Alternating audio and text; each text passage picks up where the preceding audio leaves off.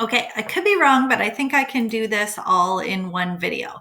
So for number 13, there's two main components to it. So the first part is a discussion around goats, viral videos, and remixes. And the second is an assignment around breaking the fourth wall. So let's go down to the content area. And I'll open that up.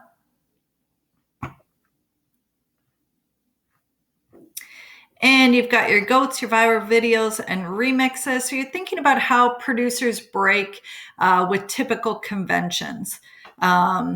So in this one, there's basically a remix where the person does sort of this viral video that it's pretty funny. So I don't want to give away too much about it. So you're going to watch that.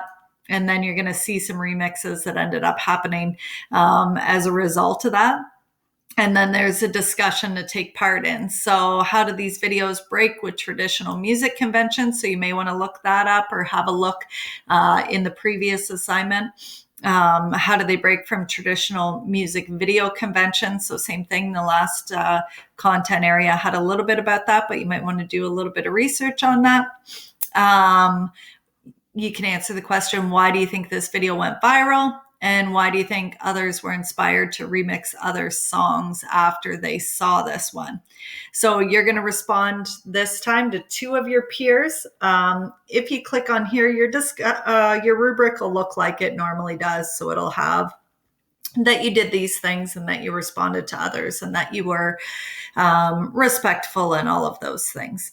So the next part, you're thinking about remixes, mashups. There's some content to go through here. There's a little bit of information about copyright battles. So if you remix something, who owns it? How does that work?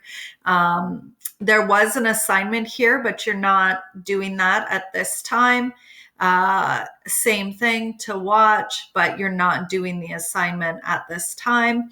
And then we get into the next part where it talks about breaking the fourth wall. So there's a little bit of a blurb about what that is. You're going to see three examples. The office video has been pulled down, so don't worry about that too much. You should be able to get some information from here, but maybe the office would actually be a good example to use here. So the assignment is going to be you explaining the effect of breaking the fourth wall and then what that effect is on the audience when you're watching. You can choose a show that you know well. If you can't think of a show, this isn't a bad one. House of Cards does it a lot as well on Netflix. So you may want to look into that one. You could probably do a quick Google to find other shows.